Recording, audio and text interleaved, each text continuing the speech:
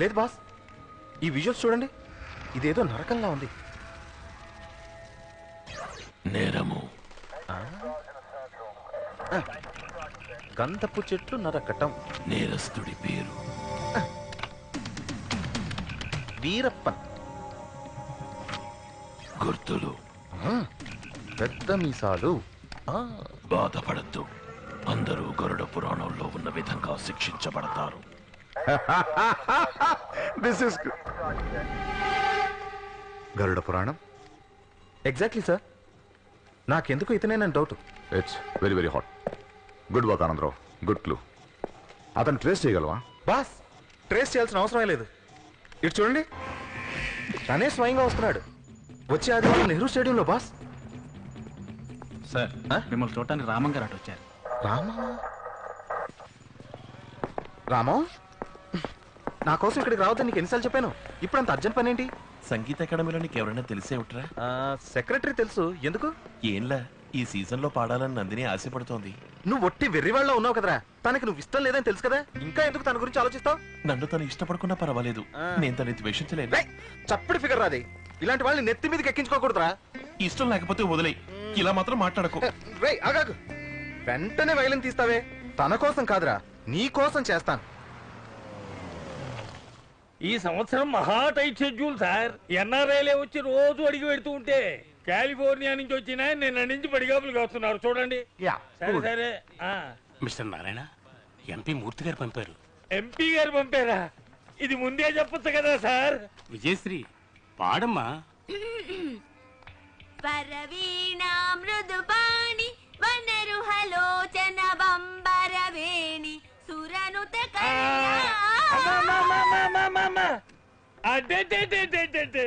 ఎంత శ్రావ్యమైన గాత్రమో. ఎంపీ గారి క్యాండిడేట్ కదా, ఇంకా మీరు పాడి వినిపించాలా? ఈవినింగ్ ప్రైమ్ టైమ్ లో ఉండేలా చేస్తా. ప్రోగ్రామ్ కన్ఫర్మ్డ్ అని ఎంపీ గారికి చెప్పండి. విజయశ్రీని నేను చూసుకుంటాను, నా పద్మశ్రీని ఆయన కొంచెం చూసుకోమనండి. Many thanks. సంతోషం. How about me Narayan? Next season Shyam. Shit, you all stink. నువ్వెవరయ్యా? నా పేరు రామానుజం, పామర్తి శ్రీనివాసులు గారి మనవణ్ణి. పామర్తి వారిది ఆ కాలం, ఇప్పుడు చేమకుర్తి మాణిక్యం అని పాడుతున్నాడు. చెప్పండి. పోలీస్ డిపార్ట్మెంట్ చారి పంపించారు. ఈ చారికి వేరే పనేం లేదనుకుంటాను. ఏమిటి విషయం? నందిని అని నాకు కావలసిన అమ్మాయి దివ్యంగా పాడుతుంది.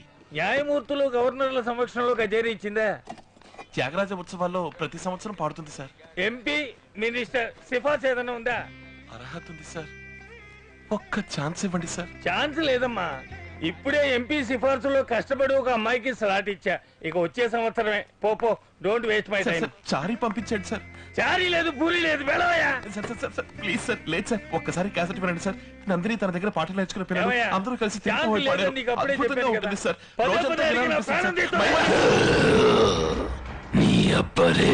ఏమిటి ఉన్నట్టుండి భూతి పంచాంగం మొదలెట్టావు? ఇది సంగీత సరస్వతులు కొలువు తీరే పవిత్ర స్థలం. బ్రాహ్మణ పుట్టుకు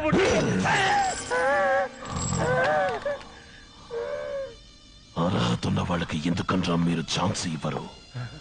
నీలాంటి వాళ్ళేరా ఈ దేశానికి చీర పొరుగు. పాటకి సిఫార్సు, చదువుకి సిఫార్సు, పనికి సిఫార్సు, ఆటలకి సిఫార్సు. మావా, బావా, బంధువులని దద్దమని సెలెక్ట్ చేయడం వల్లే అన్ని శాఖలలో మనం వెనకబడిపోతున్నాం. క్రికెట్, హాకీ, టెన్నిస్ లో ఎక్కడికి వెళ్ళినా మనం దెబ్బతిని వస్తున్నాం. 100 కోట్ల మంది ఉన్న ఈ దేశంలో ఒక ఒలింపిక్ మెడల్ సాధించడానికి మొక్కుతున్నాం. ఏమిటి ఏమిటి జుట్టు వరపోసుకుని నువ్వు బెదిరించేస్తే భయపడతానుకున్నావా? ఐజీ ఈ సభ లైఫ్ మెంబర్. హలో,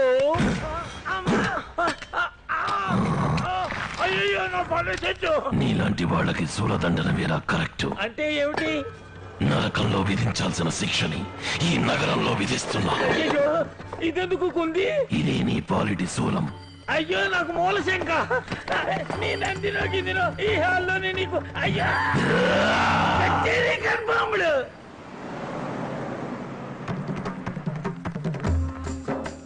రెడీ అయ్యారా అందరూ? ఇప్పటికే ఆలస్యం అయింది. హలో అసెంబ్లీ అంకుల్, రండి కూర్చోండి. ఎమ్మెల్యే ఆంటీ రాలేదా? రాజీవ్ పల్లిపాటికెళ్ళి. ఆంటీ కూడానా? ఆవిడది పూటకో పాట, పాటకో మాట. What's it, buddy? Sir, Me? I'm Remo, the Rampok model, Nandini's boyfriend. Boy friend boy friend ఓసారి లేవండి Why? లేవండి Why? Hey, oh. వెళ్ళి లాస్ట్ రోజులు కూర్చో ఎందుకు రైలు ఇంకోటి ఫిగర్ అని కలపడతారు రాస్కల్స్. చాలా సంతోషంగా ఉంది చారి. నాకు ఇంత గొప్ప ఛాన్స్ దొరుకుతుందని నేను ఊహించలేదు. రాము చాలా కష్టపడ్డాడని విన్నాను. రాము ఎక్కడా? ఏం మొహం పెట్టుకొస్తాడు? అదిగో వాడు వచ్చాడుగా. వీడెక్కడో ఏదో మూల కూర్చుని ఏడుస్తూ ఉంటాడు. Hey, Nadi. Wow. ఇలా స్టైల్ గా ఫోర్స్ కొట్టే వాళ్ళనైతే మీరు ప్రేమిస్తారు. ఒకటి సిన్సియర్ గా ఉంటే కష్టంగా ఉంటుంది కదా, పర్ఫెక్ట్ గా ఉంటే ఇష్టం ఉండదు కదా, క్యారెక్టర్ ఉంటే బోర్ కొడుతుంది కదా. రామం గోల్డ్ నందిని, కల్మషం లేని బంగారం. అందుకే ఈ మాయలోకంలో ఇమ్మలేకపోతున్నాడు.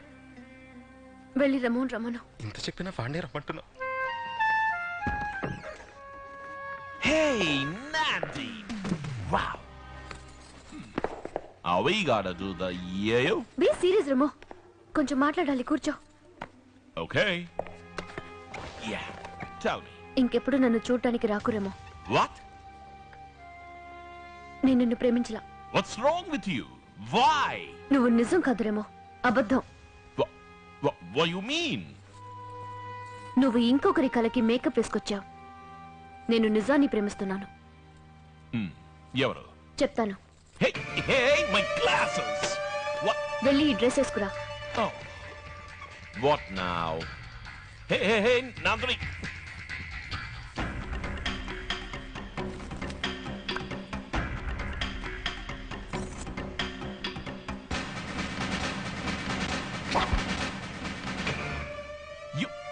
You mean Ramam? Rama nanu love చేస్తున్నది. ఎస్, రామవే నిజం, నువ్వు అబద్ధురమే. ఇంకెప్పుడు నాకోసం రాకు. What? వెళ్ళు. Nandi, this is not fair. You can't do this to me. I'm crazy about you. I'm hurting inside. I can take this. నేను తట్టుకోలేకపోతున్నాను. This is killing me.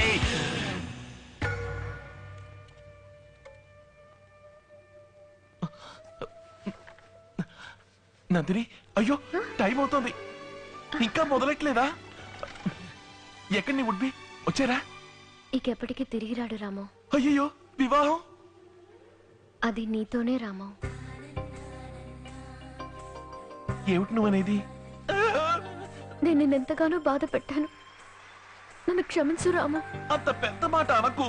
లేనందిని, నీ చేతులతో తాకి లేవతీస్తేనే నన్ను క్షమించినట్టు అర్థం. ఏమిటిది నందిని? అయ్యో నందిని, నాకేదో అవుతుంది. నాలుగు చెప్పులు లాగేస్తున్నాయి. One bus వచ్చేలాగుంది. ఇదంతా పెళ్ళైన తర్వాత ఎవరైనా ఏంటి రెడీయా? సారీ, వేరే రూమ్కి వచ్చాను. అమ్మ రామం, ఈ పిల్లి పాలేం తాగుతుంది అనుకున్నాను రా. వీరే తాగావు కదరా. అయ్యో,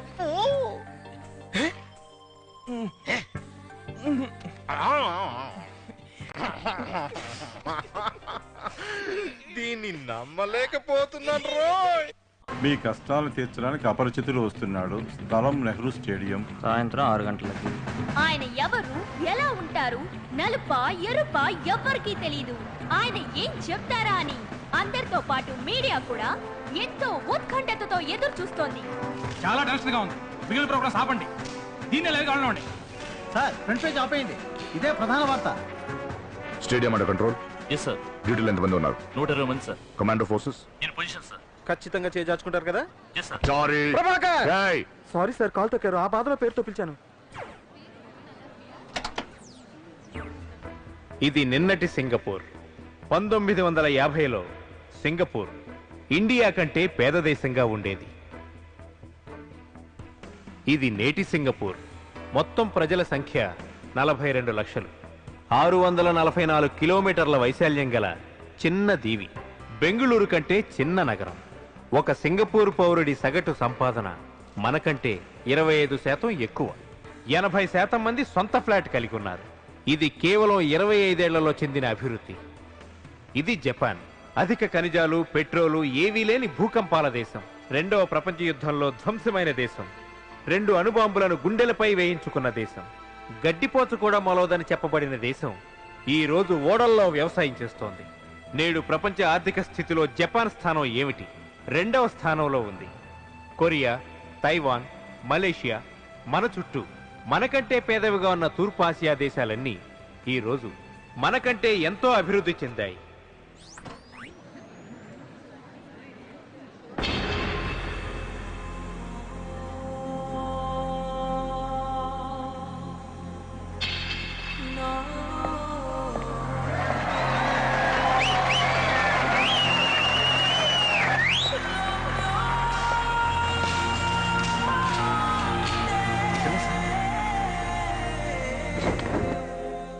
ఇప్పుడు మీరు చూసింది సినిమా మొదలెట్టే ముందు చూపించే న్యూస్ రీల్ కాదు, మన ఇండియా చేజార్చుకున్న అవకాశాల జాబితా.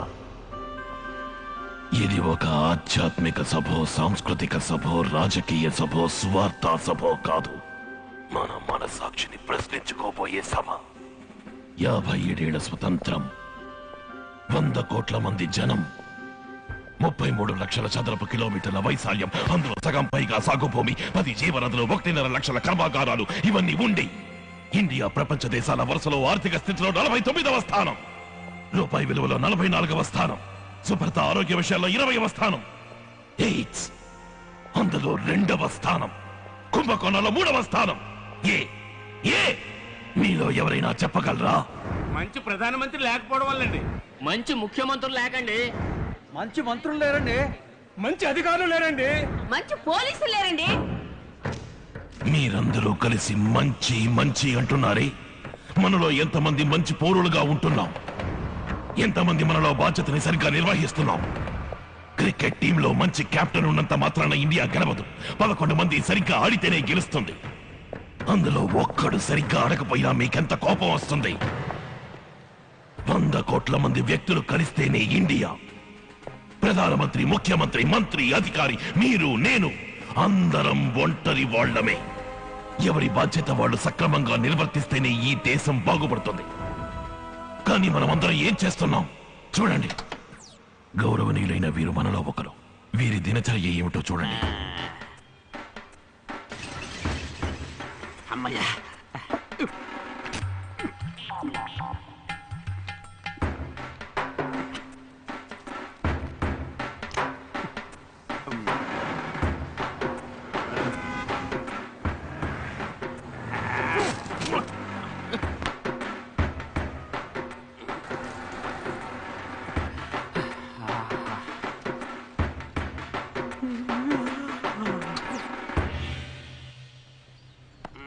ఇక్కడేం చేస్తున్నారు? చూసి తెలవడల్లా రెస్ట్ తీసుకుంటా ఉన్నాను. ఏం చేసి రెస్ట్ తీసుకుంటున్నారు? రెస్ట్ తీసుకుని టైడే రెస్ట్ తీసుకుంటా ఉన్నాను. ఇంకే పనైనా చేస్తున్నారా? నా రేంజ్ తగ్గ పని దొరకలా. మరి ఆదాయం? అవ్వ కమ్మరి పని, అమ్మ కూలి పని, ఒక్కోసారి అంట్లు కూడా తోముతా ఉంటది. ఖర్చులకి డబ్బులు ఇస్తారా? బలవంతంగా లాక్కుంటాం. ఏం పనిస్తే చేస్తారు? ఇప్పుడు నేను డ్యూటీలోనే ఉండా. నన్ను మాట్లాడించి టైడ్ చేసామనుకో మళ్ళీ మనం రెస్ట్ తీసుకోవాల్సి ఉంటది. ఇతన్నేం చేద్దాం చెప్పండి. ఇలాంటి సోమరిపోతులు దేశంలో ఉండకూడదండి. కఠినంగా శిక్షించాలండి. గట్టిగా. అదే నేను చేసింది.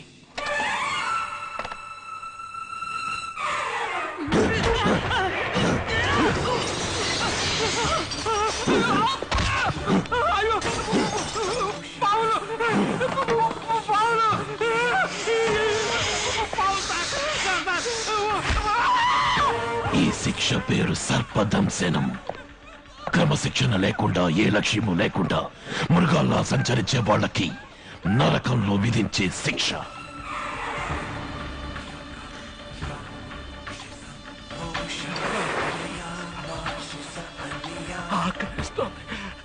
ఆకలేస్తుందా? ఇదిగో డబ్బు డబ్బు అని వెంపర్లాడేవుగా, ఆ డబ్బే తిను. ఎంత సంపాదించినా వాడు 1 లక్ష కంటే ఎక్కువ తినలేకపోయాడు. విరోచనాలు పుట్టి చచ్చిపోయాడు. అన్యాయంగా అద్దెలు వసూలు చేసినందుకు తామిశ్ర నరకం. పరుల సొమ్మును ఆశించే వాళ్లకు విధించే శిక్ష. యాక్సిడెంట్ లో దెబ్బలు తగిలినప్పుడు సహాయపడకుండా పోయిన వాడికి అంధకోపం, ఇచ్చిన డబ్బుకి మంచి భోజనం పెట్టని వాడికి కుంభీపాకం, నాణ్యత లేని వస్తువులు తయారు చేసిన వాడికి క్రిమి భోజనం, సాటివాడు దెబ్బలు తగిలి పడుంటే నిర్లక్ష్యం, మంచి భోజనం పెట్టడంలో నిర్లక్ష్యం, నాణ్యమైన వస్తువులు తయారు చేయడంలో నిర్లక్ష్యం, నిబంధనల్ని పాటించడంలో నిర్లక్ష్యం, డ్యూటీలో నిర్లక్ష్యం, ట్యాక్స్ కట్టడంలో నిర్లక్ష్యం, ఓటేయడంలో నిర్లక్ష్యం, ఓటేసిన వాళ్ళ మీద నిర్లక్ష్యం. ఇలా చిన్న చిన్న నిర్లక్ష్యాలని ఒక్కటై ఒక మెగా నిర్లక్ష్యమై అదే మన జాతీయ గుణమైపోయింది, మన రక్తంలో కలిసిపోయింది. అందుకే మనం ఇంకా పైకి రాకుండా ఇలాగే ఉండిపోయాం. నేను వదిలిపెట్టను. ఇక నిర్లక్ష్యంగా ఎవరున్నా వాళ్ళకి నరకలోకపు దండనే విధిస్తాను. Quick, cover all the exits, quick quick.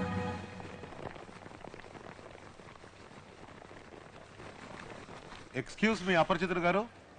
Yes. ఇంత చిన్న తప్పులకి అంత పెద్ద శిక్ష?